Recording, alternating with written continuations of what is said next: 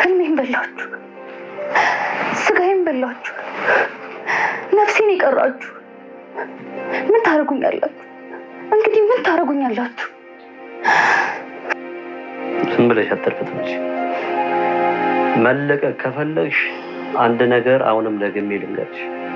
አባትሽ በምልክለት አካውንት 500 ሺህ ብር ያስገባል።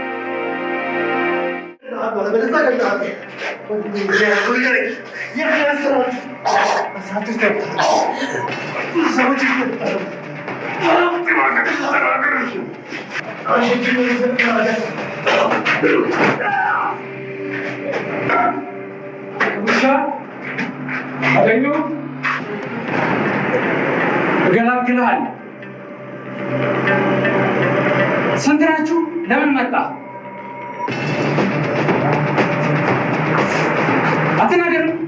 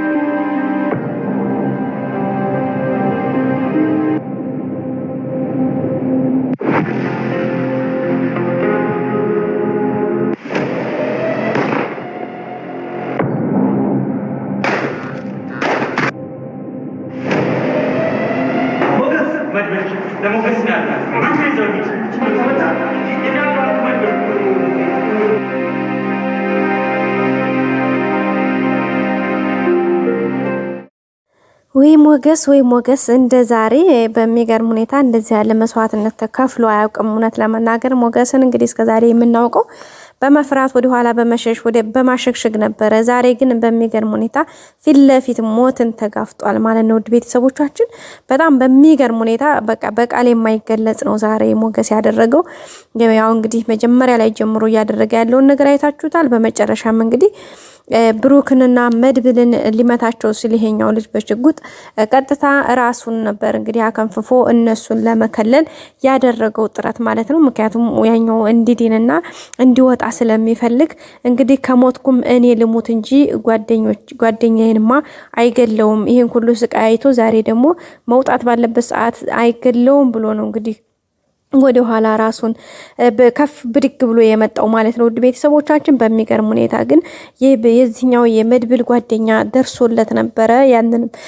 ያኛው ይደግማቸው ነበረ ማለት ነው። ሞገስን ብቻ መቶ አይተዋቸውም ነበር። እሱም እዛው ወደቀበት ሆኖ ግን መቶ ያኛው እንግዲህ መቶታል ድጋሜ ማለት ነው። ሞገስ ግን ወድቋል። ምክንያቱም የመታው አጉል ቦታ ላይ ስለመታው ወድቋል ማለት ነው። ግን አይሞትም፣ ምንም አይሆንም። የሚገርማችሁ ደስ የሚለው ነገር ሞገስ አይሞትም። ከዛ አሁን ያው ትንሽ ምቱን ስላለ ነው የወደቀው። መድብል ወንድሙን ቀጥታ ይዞ አሁን ለማምለጥ ነው ነገሮችን ማድረግ ያለበት። ይሄኛው እንግዲህ ያው ጓደኛውም እንደሰማችሁት ለሞገስን ያለው አንተ ይዘህ ብሩክን ይዘህ ውጣ አፍጥን ያለው ማለት ነው። ቤተሰቦቻችን በእርግጠኝነት እንግዲህ ብሩክም ደግሞ ትንሽ ለወስ ሲል በፓወር ማለት የተወሰነ አቅም ይኖረዋል። የዛን ሰዓት እንግዲህ መድብል የሚችለውን ነገር አድርጎ ወንድሙን ይዞ ይወጣል ማለት ነው። ሞገስን ደግሞ ሲጀመር ችግር የለው ምንም አይሆንም። ያሄኛው ጓደኛው የመድብል ጓደኛቸው ስላለ ይዞት ይወጣል። ከዛም ወደ ሕክምና ቦታ ስለሚደርስ ይወጣል ማለት ነው። ሲቀጥል ከዚህ የተወሰነ እርምጃ ከሄዱ በኋላ ለፖሊስም ቢደውሉ ፖሊስ ምናምን ስለሚደርስላቸው የህግም ከለላ ስለሚያገኙ ይሄን ያክል ሌላ ወከባና እንትን አይደርስባቸውም። ግን ትንሽ አሁን እንትን የሚለው እዚህ ላይ እንዳሉ ሌላ ሰው እንዳይመጣባቸው ነው። እንደማንም ፈጥነው ከዚህ ጋር መውጣት አለባቸው ማለት ነው። ውድ ቤተሰቦቻችን ሞገስን ምናልባት ባይሄድለት እንኳን ይሄኛው ጓደኛቸው ሞገስን በእርግጠኝነት ብድግ አድርጎ ይዞት ይሄዳል ማለት ይሸከመዋል። እና መድብል ደግሞ ያኛውን አድርገው እንግዲህ ይወጣሉ። ከዛም እንግዲህ ለፖሊስ ቢደውሉ ህግ ከለላ ስለሚደርስላቸው እነዚህኞቹን የተጎዱትን ወደ ሐኪም ቤት እነዛኞቹን ደግሞ ህግም ስለሚይዛቸው ይህን ያክል የከፋ ጉዳት ካሁን በኋላ አይደርስባቸውም። ዋናው ትልቁ ነገር የብሩክ መገኘት እንዴት ማለት ከተደበቀበት ማግኘት ነበረ። ግን እግዚአብሔር ይመስገን አግኝተውታል ማለት ነው። ውድ ቤተሰቦቻችን በጣም ዛሬው በጣም ኃይለኛ እንግዲህ በቃ እንጃ ምን አይነት ፊልም እንደተካሄደ በቃ በቃል የማይገለጽ ነበር የዛሬው። በተለይ ሞገስ ያደረገው ነገር እኔ እንጃ በቃ ከምላችሁ በላይ ከቃል በላይ ነው። መጀመሪያ እንግዲህ መድብልን ራሱ ሊመቱ ሲሉ ሊመታው ሽጉጥ ካወጣበት በኋላ ያኛው ልጅ ሞገስ ነበር አይታችሁታል። እንግዲህ በእንጨት አንስቶ ከኋላው ሲለው ሄዶ ውድቅ አለ። ከዛ በኋላ ነው እንግዲህ ያኛው የመድብል ጓደኛ ደርሶ ሞገስን ደግሞ ያኛው ሊመታው ሲል በቃ እንዴት አይነት ቅጥቅጥ ነበር ዛሬ በስላሴ ስም በቃ ማለት በቃ ኃይለኛ ትንንቅ ነበር። የሞትና የሽረት ጉዳይ በቃ ኃይለኛ የሚለው ቃል ራሱ አይገልጾም የተደረገው ፊልሚያ። ግን እግዚአብሔር ይመስገን ዋናው ትልቁ ውጤቱ ነበረ። ውጤቱም ደግሞ እንግዲህ በደስ በሚል ነው። ያው መጨረሻ ላይ ትንሽ ብንደነግጥም የሞገስ መመታት እና መውደቅ ትንሽ ቢያሳስበንም ብቻ ግን እግዚአብሔር ይመስገን ደስ በሚል ሁኔታ ተወጥተውታል ማለት ነው። ውድ ቤተሰቦቼ እንግዲህ እግዚአብሔር ደግሞ የመጨረሻውን እንደሚያሳምረው አንጠራጠርም። ያው በአሪፍ ሁኔታ ይወጡታል ማለት ያው ሞገስ መውደቁ ነው ሁላችንም የሚያስደነግጠን፣ ግን ምንም አይሆንም ይነሳል። ያው ስለመቱት ነው አጉል ቦታ ላይ ስለሆነ የመቱት ትንሽ ወደ ኩላሊቱ ዚንተኑ ጋር አካባቢ ስለሆነ ነው ትንሽ ሐቅሙን እንትን ያለው፣ ግን ምንም አይሆንም። ሲቀጥል ያኛው ጓደኛው ማንስቶ ይዞት ቢሄድ ለሕክምና ስለሚደርስ ምንም አይሆንም። ውድ ቤተሰቦቻችን መድብልም እንግዲህ ብሩክ እንደማንም ይዞ እንደሚያመልጥ አንጠራጠርም። ያው እንግዲህ በቀጣይ ክፍል ደስ በሚል ሁኔታ ከነ ቅድስቴ ጋር ከነ ምሳሌ ጋር ተገናኝቶ ብሩክም ወደ ራሱ ተመልሶ በቃ አለ አይደለ ከዚህ ቁል ብሎ እንግዲህ አይታችሁታል ምን እንደሚመስል ከዚህ ሁኔታ ውስጥ ወጥቶ የሆነ ብቻ አላቅም እና ደግሞ በቃ ከዚህ የሱ መውጣት ብቻ ሳይሆን መድብልም እንግዲህ ያሰበው ተሳክቶለት ሞገስም ደግሞ ከጎኑ ቆሞ ለጓደኝነት ለወንድሙ ለብሩክ የከፈለውን መስዋዕትነት አብረው የሚያው ደስታቸውን የሚያጣጥሙ ከዛም ሌላ ብዙ እርምጃዎችን አብረው እንደሚሄዱ እንደሚጓዙ አንጠራጠርም። ሞገስም ደግሞ ከዚህ ከንተወቶ ብሩክ ከተፈታ በኋላ ብሩክ መድብልና ሞገስ እንዲሁም ጓደኛው ሆነው በቃ ማንም የማይበግራቸው እንግዲህ የብረት አጥር እንደሚሆኑ አንጠራጠርም።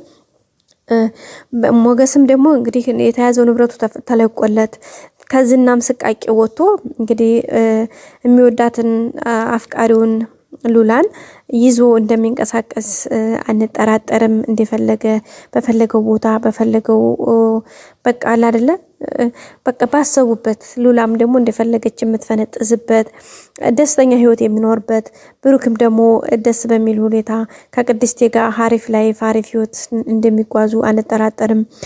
ምሳሌም ደግሞ እንግዲህ ደስ ብሏት ያለፈው መስዋዕትነቷ እንግዲህ በቃ ብሏት ፈጣሪ አባቷን እንግዲህ የምታይበት ቅርብ እንደሚሆን ነው።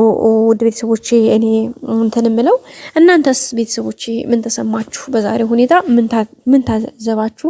እስኪ ሀሳብ አስተያየታችሁን በኮሜንት ላይ ያስቀምጡልኝ። ያው ብቻ በጣም ደስ የሚል ነገር ነበረ። ከዚህ የበለጠ ደግሞ አሪፍ እንደሚሆን አንጠራጠርም። ቤተሰቦቼ የቀጣዩ ቪዲዮ በቃ የተለየ ነው የሚሆነው። ሌላው እንግዲህ ማህሌት እንትን እያለች ነው ማለት ስለ ብሩክ ማሰብ ላይ ነው ጀምራለች ሳይሆን እያሰበች ነው።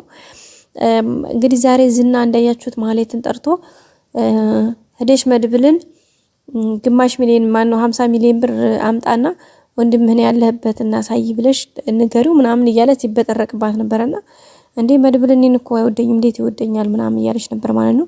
እንግዲህ እነዚህና ደግሞ ይሄንን ብሩክን ብቻ ሳይሆን ብዙ ሰዎች ነው እያሰቃዩ ያሉት። ከነዛ መካከል እንግዲህ እቺ አንዷ ሴት ልጅ አንዷ ነችና እሷም በሚገርም ሁኔታ እዙ ቤት ውስጥ ተዘግቶባት እንግዲህ አረብ ሀገር እንልክሻለን እንደላላ እናገናኝሻለን በሚል ስበብ ያዘችዋ ንብረቷን ቀምተው እያሰቃዩት ነው። በመጨረሻም እንግዲህ ዝና ለኔ ሚስት ሁኚኝ፣ ምክንያቱም ሚስቴ ጥላኝ ስለሄደች አንቺ ሚስት ሁኚኝ አለበለዛ ከዚህ ቤት አትወጫትም፣ ፀሐይ አምሮሽ ይቀራል ነበር ያላትና እሺ ችግር የለውም እኔ ማግባት ምናምን አልፈልግም፣ አለዚያ ደግሞ አባትሽን 5 ሚሊዮን ብር አስገባ በይው አካውንታችን ደውለሽ ንገሪው አለበለዛ አትወጭም ብሏት ነበረ።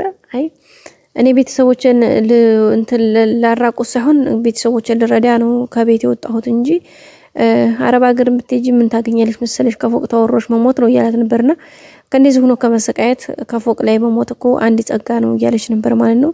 እሷንም እንግዲህ በቅርብ እንትና እንዳሉት እንደሚያስፈቷት አንጠራጠርም። ውድ ቤተሰቦቻችን በቀጣይ ክፍል እንገናኝ። ሰላም ቆዩ።